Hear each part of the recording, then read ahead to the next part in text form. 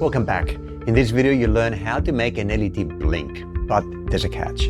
The LED is now external to the Arduino board and is connected to one of the Arduino's digital output pins.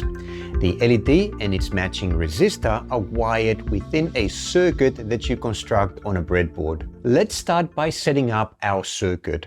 You'll need an LED, a 220 ohm resistor to protect our LED, a breadboard, and some jumper wires. Insert the LED into the breadboard. Remember, LEDs have polarity. The longer leg, the anode, should be connected to our digital pin, and the shorter leg, the cathode, goes to ground. Connect one end of the resistor to the anode side and the other to digital pin 11 on your Arduino. Use a jumper wire to connect the cathode side of the LED to one of the Arduino's ground pins.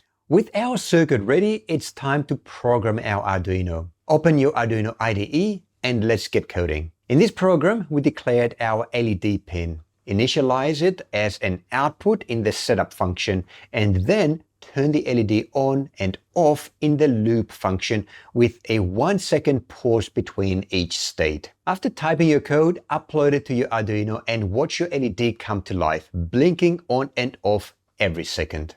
Congratulations, you've just completed your first Arduino project. The blinking LED might seem simple, but it lays the foundation for more complex and exciting projects to come. If you found this video helpful, please give it a thumbs up and subscribe to our channel for more Arduino tips and tricks. Your support inspires us to create more content.